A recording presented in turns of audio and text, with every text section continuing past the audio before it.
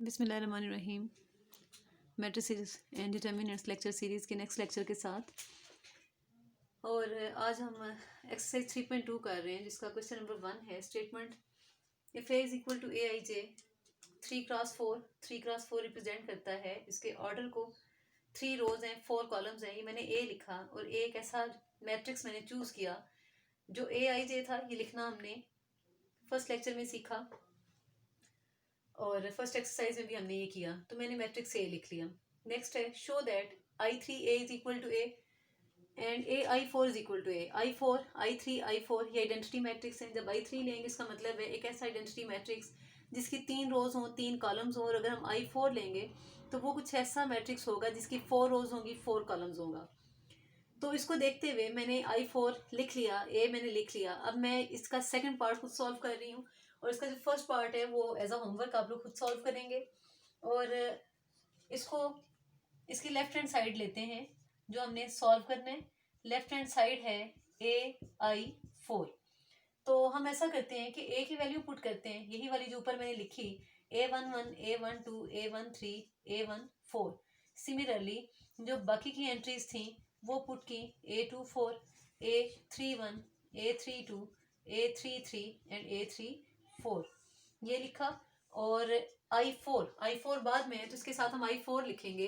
I4 के identity matrix जिसकी 4 रोज हों और 4 ही कॉलम हों, 0 0 1 0 0 0 0 1। इनको मल्टीप्लाई करें और मल्टीप्लाई करते हुए आपको पता है कि जब भी मल्टीप्लाई करना है तो आपने रो को मल्टीप्लाई करना है। कॉलम के साथ फर्स्ट मैट्रिक्स की रो होगी और सेकंड मैट्रिक्स का आपने कॉलम यूज करने हैं। तो हम स्टार्ट करते हैं मल्टीप्लिकेशन। और यहाँ पे A11 फर्स्ट एंट्री 1 के साथ मल्टीप्लाई होगा। A11 +0 +0 +0, क्योंकि बाकी तीनों एंट्री 0 है और वो उससे मल्टीप्लाई होके 0 हो जाएंगे। नेक्स्ट इसी रो को नेक्स्ट कॉलम से मल्टीप्लाई करते हैं। 0 प्लस A11 0 से मिलेगा 0, A12 जब 1 से मिलेगा तो A12 आएगा, +0 +0। नेक्स्ट इसी को अब हम थर्ड के साथ करते हैं तो 0 + 0 + A13 +0 0 + 0 + 0 + A14। अच्छा जी, अब इस साइड से स्टार्ट लेते हैं। नेक्स्ट सेकंड रो को first column third second third fourth के साथ मल्टीप्लाई करेंगे तो हमारे पास जो रिजल्ट आएंगे वो कुछ यूं लिखेंगे, 0 + 0 + A23 + 0। नेक्स्ट है जी 0 + 0 + 0 + A24। Similarly A31 + 0 + 0 + 0 0 + A32 + 0 + 0 0 + 0 + 0 no क्या किए 31 32 ओके। तो यहाँ पे आएगा 0 + 0 + 0 A33 + 0 और 0 + 0 + 0 A34। इनको प्लस माइनस करें तो हमारे पास जो आंसर आएगा वो कुछ यूं होगा, A11 A12 A13 और A14 A21 A22 A23 A24। Similarly A31 A32 A33 A34। ये जो आंसर आया है ये तो वापस बन गया इक्वेशन नंबर, ये मैट्रिक्स ए के इक्वल। तो मैंने इसको लिखा कि मैट्रिक्स ए है, जबकि लेफ्ट साइड पे मेरे पास क्या है, AI4। तो लेफ्ट साइड का function AI4 is equal to a, और यही चीज हमें प्रूव करनी थी। बिल्कुल इसी को प्रैक्टिस करते हुए आपने इसका फर्स्ट पार्ट करना है जहां पे आप I3 लेंगे। नेक्स्ट है G find the inverse of the matrices. Second question हमें इनवर्स फाइंड करना है। तो इनवर्स फाइंड करने से पहले हमें इनवर्स की डेफिनेशन का पता होना चाहिए कि इनवर्स क्या है। किसी भी मैट्रिक्स का जो इनवर्स है वो बराबर होता है मैट्रिक्स का एडजॉइंट ओवर मैट्रिक्स का डिटर्मिनेंट। तो इनवर्स ऑफ अ मैट्रिक्स, किसी भी मैट्रिक्स ए का जो इनवर्स है उसे हम लिखेंगे ए इनवर्स, और वो बराबर होगा एडजॉइंट ऑफ ए ओवर ए का डिटर्मिनेंट।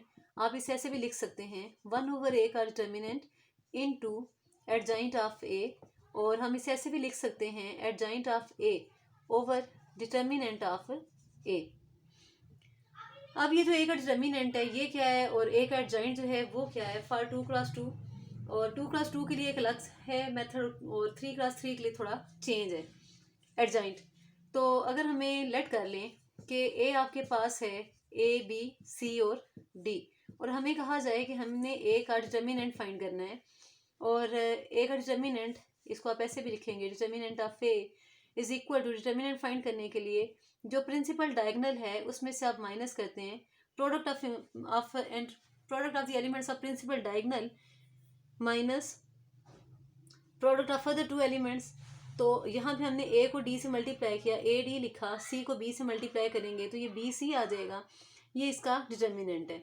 और अगर मुझे इसी मैट्रिक्स ए का एडजॉइंट फाइंड करना हो तो एडजॉइंट का प्रोसेस क्या होगा कि मैं ये जो ए और डी वाली एंट्री है इसको रिप्लेस कर दूंगी, डी यहाँ पे आ जाएगा और ए यहाँ पे आ जाएगा, जबकि बी और सी जो हैं इनके मैं सिंबल चेंज करूंगी, ये अपनी जगह पे ही रहेंगे, सी सी ही रहेगा लेकिन वो नेगेटिव हो जाएगा, बी बी की जगह पे ही रहेगा लेकिन वो माइनस बी होगा।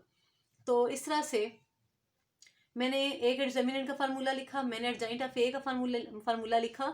इनवर्स के लिए एक चीज़ और जहन में रखें कि अगर आपका मैट्रिक्स सिंगुलर है तो फिर इनवर्स पॉसिबल है, और अगर मैट्रिक्स सिंगुलर नहीं है तो इनवर्स पॉसिबल नहीं है।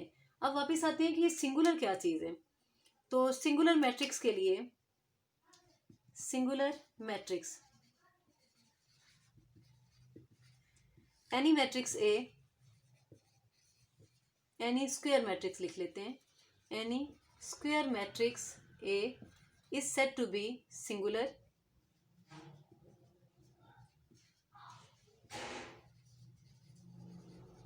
if determinant of A is equal to, is not equal to, is equal to 0, ठीक है। if determinant of A is equal to 0 then matrix A is called singular, and if A का determinant is not equal to 0 then matrix A is called non singular matrix।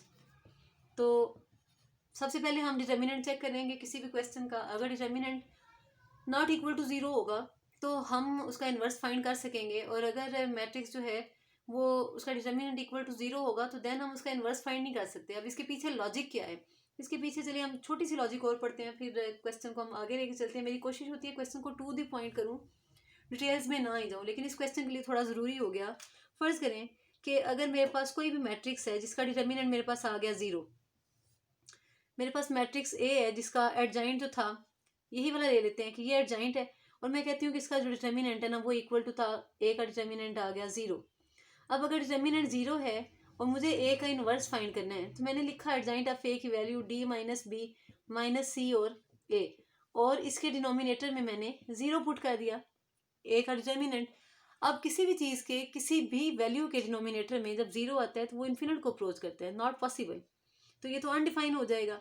इसीलिए इस चीज़ से बचने के लिए कि हमारे पास आंसर जो है वो अनडिफाइन ना हो, इनवर्स पॉसिबल ही तब होता है जब ए का डिटर्मिनेंट जो है वो नॉन जीरो हो। क्वेश्चन नंबर 2, स्टेटमेंट है find the inverse of the matrices, और यहाँ पे 4 इसके क्वेश्चन दिए हुए हैं जिनका हमने इनवर्स फाइंड करना है। मैंने इसमें से फर्स्ट पार्ट सेलेक्ट किया और मैंने जो भी क्वेश्चन था उसको लेट कर लिया ए के इक्वल, लेट्स सपोज, क्योंकि ये हम स्टार्ट में पढ़ चुके हैं कि हम मैट्रिसेस को नाम देते हैं कैपिटल अल्फाबेट्स का, तो मैंने इस मैट्रिक्स को नाम दे दिया ए का, ए इज इक्वल टू 3 - 1 2 1, और मुझे फाइंड करना है इसका इनवर्स। इनवर्स फाइंड करने के लिए 2 चीज़ों का होना ज़रूरी है। फर्स्ट ऑफ ऑल हमें चेक करना है इसका determinant which is equal to 0, which is not equal to 0, तो नॉन सिंगुलर होगा तो हम मज़ीद इसको आगे चलाएंगे। तो ऐसा करते हैं, सबसे पहले हम इसका डिटर्मिनेंट लेते हैं, और डिटर्मिनेंट के लिए मैंने कहा डायगोनल एंट्रीज को मल्टीप्लाई करके सब्ट्रैक्ट करते हैं। 3 को 1 के साथ मल्टीप्लाई किया, माइनस फार्मूले का लगा के लिखा 3 + 2 is equal to 5 which is not equal to 0। इसका मतलब है ये क्वेश्चन सूटेबल है इनवर्स के लिए, हम इसका इनवर्स फाइंड कर सकते हैं। अब हम ऐसा करते हैं, इसी ए का एडजॉइंट लेते हैं, एडजॉइंट ऑफ ए। एडजॉइंट के लिए ए डी जे की नोटेशन यूज करते हैं। एडजॉइंट ऑफ ए, 3 और 1 को रिप्लेस कर दिया, 3 और 1 की पोजीशन चेंज की, जबकि 2 और -1 के जो हैं साइन चेंज कर दिए, तो -1 + 1 हो जाएगा, और प्लस का 2 था, ये बन जाएगा -2। अब मुझे फाइंड करना है ए का इनवर्स, और ए इनवर्स जो है इसका फार्मूला है एडजॉइंट ऑफ ए ओवर ए का डिटर्मिनेंट। इसे आप साइड पे भी लिख सकते हैं 1/a डिटर्मिनेंट करके, तो यहाँ भी मैंने इसे लिखा 1/a डिटर्मिनेंट, और एडजॉइंट ऑफ ए ऐसे ही लिख दिया साथ में, ये जस्ट प्रैक्टिस के लिए लिख रही हूँ। तो यहाँ पे 1/a डिटर्मिनेंट 5 के इक्वल है, जबकि एडजॉइंट ऑफ a का आंसर है 1 1 माइनस 2 और 3। तो एक तो ये इसका आंसर है। दूसरा ये कि आप ऐसा करें कि जो 5 है इसको अंदर मौजूद हर एंट्री के साथ आप डिवाइड कर दें। अगर ये मल्टीप्लाई हो रहा है 5 क्योंकि डिनोमिनेटर में है, इसलिए आप इसको मल्टीप्लाई करें अंदर मौजूद हर एंट्री के साथ। 5 डिनोमिनेटर में होने की वजह से डिनोमिनेटर में ही आएगा।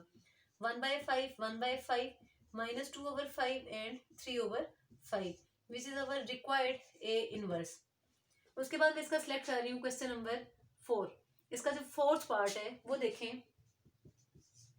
वहां पे मैंने अगेन लेट कर लिया कि ये जो भी था मैट्रिक्स, इसको मैंने बी का नाम दे दिया। लेट्स सपोज यहाँ पे 2 1 6 और 3 है, और मुझे इसका भी इन्वर्स फाइंड करना है। तो मैंने बी का डिटर्मिनेंट पहले फाइंड किया। 2 into 3 minus 6 into 1, 6 minus 6 is equal to 0। As अब ये इक्वल टू 0 आ गया तो ये सिंगुलर है। यहाँ पे आप लिखें कि ये है सिंगुलर। अब अगर ये सिंगुलर है आप मेंशन करेंगे, इसकी डिटेल आप लिखेंगे as B is a singular matrix,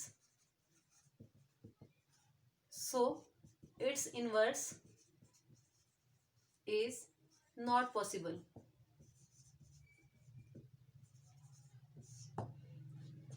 Question number 3. Solve the following system of equations. अब कुछ इक्वेशंस दी गई है और इन इक्वेशंस को हमने सॉल्व करना है। क्वेश्चन नंबर है 3. Solve the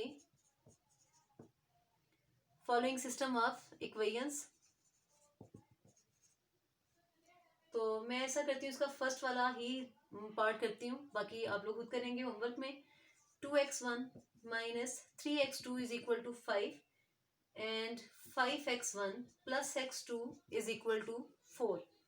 first of all ये जो इक्वेशंस हैं, क्योंकि हम मैट्रिसेस पे काम कर रहे हैं, तो इन इक्वेशंस को सॉल्व करने के इससे पहले आप लोगों ने मेथड पढ़े सिमल्टेनियस इक्वेशंस को। आप सब्स्टिट्यूशन मेथड भी आपने पढ़ा, 2-3 मेथड्स आप लोगों ने पढ़े। अब हम मैट्रिसेस में इसको सॉल्व करते हैं। तो सबसे पहले हम इसे लिखेंगे इन मैट्रिक्स फॉर्म। ये जो भी क्वेश्चन था इसको हमने मैट्रिक्स की फॉर्म में लिखा। कोफिशिएंट ऑफ x1 ये लिखा, कोफिशिएंट ऑफ x2 लिखा -3, अगेन कोफिशिएंट ऑफ यहाँ पे हम इक्वल का साइन लगाते हैं और राइट साइड पे आपके पास क्या मौजूद है 5, ये लिखा ऐसे। Next coefficient of x1 is 5, coefficient of x2 is 1। अब ये हमारे पास एक मैट्रिक्स बन गया। और ये दोनों किसके कोफिशिएंट थे? ये कोफिशिएंट थे x1 और x2 के। ये जो मैंने मैट्रिक्स बनाया ये इन इक्वेशंस में से x1 और x2 के कोफिशिएंट्स को लेके बनाया। और राइट साइड पे जो दूसरी एंट्री थी वो 4 थी, तो मैंने इसको भी मैट्रिक्स की फॉर्म में लिख दिया। अब मैं ऐसा करूंगी कि इन मैट्रिसेस को आसानी के लिए मैं इनके कुछ नेम रख लेती हूँ। मैं कहती हूँ इस मैट्रिक्स का नाम A है, ये x1 और x2 वाला है, इसका नाम x है, और ये जो मैट्रिक्स है इसका नाम क्या है B है। अगर मैं इसको इक्वेशन की फॉर्म में कन्वर्ट करूं तो ये लिखा जाएगा इस तरह से AX is equal to B। मुझे बेसिकली जब इक्वेशन सॉल्व करनी है, सॉल्व करने का मतलब ये इक्वेशन के अंदर मौजूद x1 और x2 जो वेरिएबल्स हैं इनके मुझे आंसर फाइंड करने हैं। अब मुझे x1 और x2 के आंसर चाहिए, तो जो चीज़ आपकी रिक्वायर्ड होती है ना उसे इक्वल की एक साइड पे सेपरेट कर लेते हैं। मुझे x चाहिए तो मैं x को सेपरेटली डील करती हूँ, मैं a को दूसरी साइड पे ले जाती हूँ। अगर मैं a को दूसरी साइड पे लेके जाऊंगी तो ये मेरे पास इस तरह से बनेगा b/a। तो अगर मैं b को डिनोमिनेटर से ऊपर ले आऊँ न्यूमरेटर में तो इसकी पावर -1 हो जाएगी।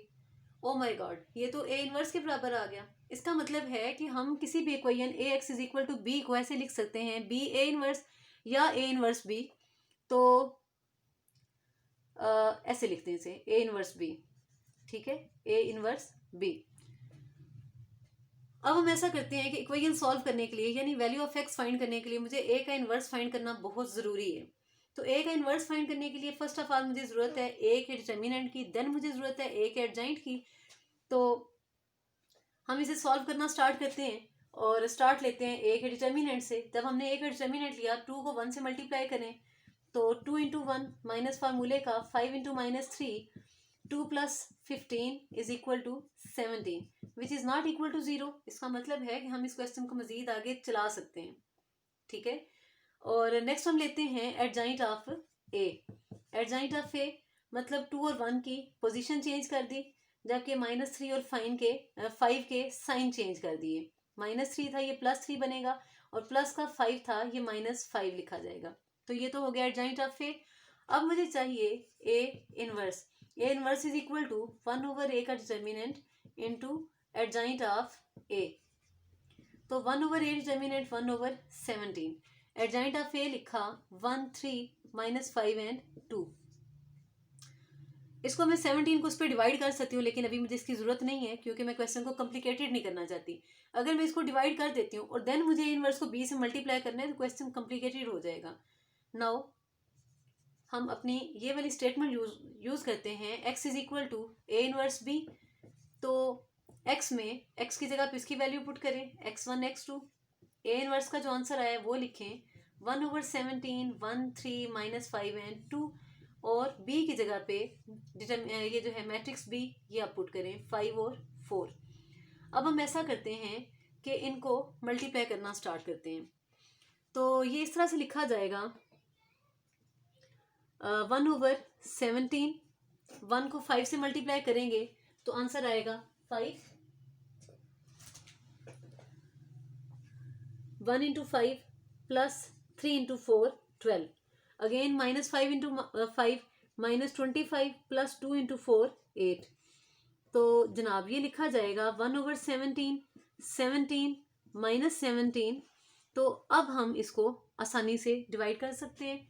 यहाँ भी हमने लिखा लेफ्ट साइड पे जो हमारे पास एंट्रीज थी, जो मैट्रिक्स था वो x1 x2 था, इज इक्वल टू 17/17 -17/17। तो जब हम इनको कैंसिल करेंगे 1 - 1 और x1 x2, इसका मतलब ये है कि x1 is equal to 1 by comparison and x2 is equal to -1। अब आपको ये चेक करना है कि क्या आपका आंसर करेक्ट है या नहीं है। तो आप ऐसा करें, ये जो दोनों आंसर्स आए हैं इनको आप इन दोनों इक्वेशंस में से किसी भी एक में जो क्वेश्चन की स्टेटमेंट है वहां पे पुट करें और चेक करें कि क्या ये बैलेंस होती हैं। अगर ये बैलेंस होती हैं तो इसका मतलब है, या ये दोनों इक्वेशंस अगर सेटिस्फाइड होती हैं तो इसका मतलब है आपका आंसर जो है वो करेक्ट है। तो हम यहाँ पे एक छोटा सा स्टेप और कर लेते हैं चेकिंग वाला। और मैं ऐसा करती हूँ, इनको फर्स्ट इक्वेशन में पुट करती हूँ। 2 इंटू x1 की जगह पे 1 लिखा, -3 into -1 is equal to 5। 2 + 3 is equal to 5, 5 is equal to 5। इसका मतलब है मेरे ये जो दोनों आंसर हैं बिल्कुल एक्यूरेट है और इनमें किसी किस्म का कोई फ्लॉ नहीं है। इसी एक्सरसाइज का क्वेश्चन नंबर 4, क्वेश्चन नंबर 5 ये आप लोगों को होमवर्क दिया जा चुका था, ये आप लोगों को करना है। और नेक्स्ट हम चलते हैं क्वेश्चन नंबर 6 में। स्टेटमेंट को यूं है कि if A and B are square matrices of the same order. Same order से क्या मुराद है, इनका ऑर्डर 2 भी हो सकता है, 2 × 2 होगा, 3 × 3 होगा, स्क्वायर मैट्रिक्स ले रहे हैं, ठीक है। Then explain why in general a + b का square is not equal to a² + 2ab + b²। ये हमारे पास फंडामेंटल फार्मूलाज हैं जो हम लोगों ने अलजबरा में तो पढ़े हैं और ये ऐसे ही प्रूव होते हैं कि a + b का whole square is equal to a² + 2ab + b²। But in matrices हमने प्रूव करना है कि ये इसके इक्वल नहीं है। सेकंड फार्मूला भी लिखा हुआ है, थर्ड फार्मूला भी लिखा हुआ है, ये 3 क्वेश्चन हैं। मैं इनको प्रूव करने से पहले एक छोटी सी एग्जांपल लेती हूँ और उसके बाद उस एग्जांपल का सहारा लेते हुए हम इनको प्रूव करेंगे, ठीक है। मैं लेट कर लेती हूँ कोई से 2 मैट्रिसेस। लेट्स सपोज कि a इज इक्वल टू 1, 2, 3, 4 और ऐसा करते हैं कि b ले लेते हैं -1, -2, 0, 1, इस तरह का कोई मैट्रिक्स ले लिया मैंने और माइनस की ना मिले एंट्रीज तो भी कोई फर्क नहीं पड़ता। ए बी हमने लिया तो ए बी लेंगे, इसका मतलब है मैं इनको मल्टीप्लाई करने जा रही हूँ। 1, 2, 3, 4 -1, -2, 0 और +1। ज़्यादा माइनस नहीं लगाते, सॉल्व करने में थोड़ी देर हो जाएगी। तो इनको मल्टीप्लाई किया, -1 + 0, 2 + 2 -3 + 0 और 6 + 4। तो जो आंसर बनेगा वो होगा -1, 4, -3 और 10। आमतौर पर अलजबरे में अगर ए कोई सिंपल डिजिट है, ए फर्ज करें 2 है, बी फर्ज करें 3 है, इन दोनों का मैं प्रोडक्ट लूँ ना तो आंसर 6 आता है। और अगर मैं 3 × 2 करूँ ना तब भी आंसर 6 ही आएगा। ये दोनों होल्ड करते हैं।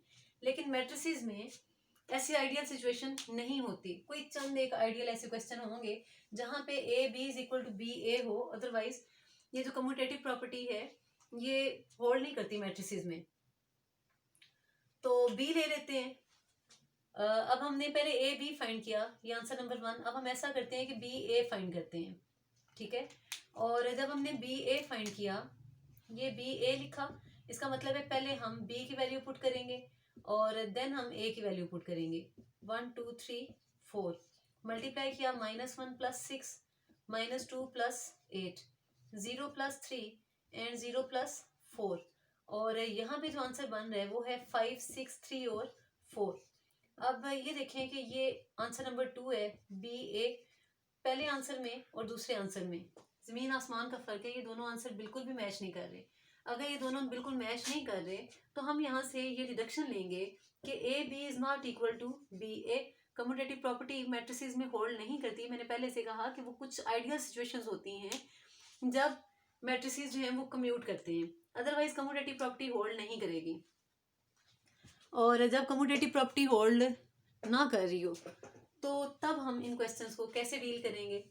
अब इस चीज़ को आपने जहन में रखना है। ये जो हमने इसको चलाया कि ए बी ए के इक्वल नहीं है, तो उसको हम कैसे प्रोसीड करेंगे इन तीनों क्वेश्चंस में। तो हम ऐसा करते हैं कि लेफ्ट हैंड साइड लेते हैं। नाउ ए प्लस बी का whole square is equal to, square होगा तो इसका मतलब है हम इसे ऐसे भी लिख सकते हैं ए प्लस बी इंटू ए प्लस बी। हम जनरली करने जा रहे हैं, और जनरल जब हम करते हैं तो हम चीज़ों को इसी तरह प्रूव करते हैं। डायरेक्ट हम नहीं लिखेंगे कि ए का square plus 2ab plus B square, हम इसे मल्टीप्लाई कर करके लिखेंगे। अब हमने इस ए को ए से मल्टीप्लाई किया, आम यूजुअल मल्टीप्लिकेशन हम करने जा रहे हैं। ए इंटू ए प्लस ए इंटू बी, फिर बी इंटू ए, और देन हम करेंगे बी इंटू बी। ए और ए तो सिमिलर है, ये हो जाएगा ए का square plus a B plus B a plus B का स्क्वायर। बट हमें ये पता है in general a B is not equal to B a in matrices. In general in matrices a B is not equal to B ए।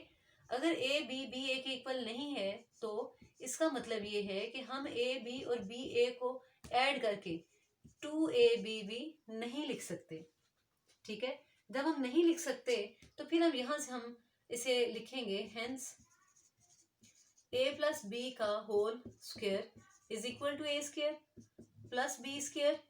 जबकि ये जो A B plus B A है इसकी जगह पे हम क्या लिखेंगे, नॉट इक्वल टू 2ab, और ये जो इक्वल है ये कन्वर्ट हो जाएगा किसमें, नॉट इक्वल में। और यही चीज़ हमने प्रूव करनी थी। इसका थर्ड पार्ट में करती हूँ, और सेकंड पार्ट सिमिलर है, सेम तीनों के अंदर आपने यही वाला जो है ना ये पुट करना है, यही आपने रीजनिंग देनी है कि ए बी ए के इक्वल नहीं होता, दैट्स वाई हम ऐड या सब्ट्रैक्ट नहीं कर सकते। अब हम ऐसा करते हैं, इसका थर्ड पार्ट लेते हैं और उसकी लेफ्ट हैंड साइड ली, which is equal to A plus B into A minus B by using usual multiplication A into A minus A into B plus B into A minus B into B which is equal to A square minus A B plus B A minus B square. अब दोबारा से हम उसी condition पे वापस आते हैं कि इन जनरल इन मैट्रिसेस अगर तो ये दोनों यहाँ पे माइनस का 2 हो प्लस का 2 हो तो हम उसे कैंसिल कर दें, लेकिन ये दोनों एंट्रीज -2 + 2 नहीं है, ठीक है। तो हमें इसकी रीजनिंग देनी है, in general in matrices a B is not equal to B a. अगर ये दोनों बराबर नहीं है so -ab plus B a ये दोनों कैंसिल होके जीरो भी नहीं बन सकते। अगर ये जीरो बनेंगे तो ए स्क्वायर माइनस बी स्क्वायर आएगा, यहाँ पे नॉट इक्वल है। तो जब ये जीरो बनेंगे ही नहीं तो ना ये खत्म होंगे और ना आपके पास ये आंसर आएगा। सो या hence A plus B into A minus B is not equal to A square minus B square as required.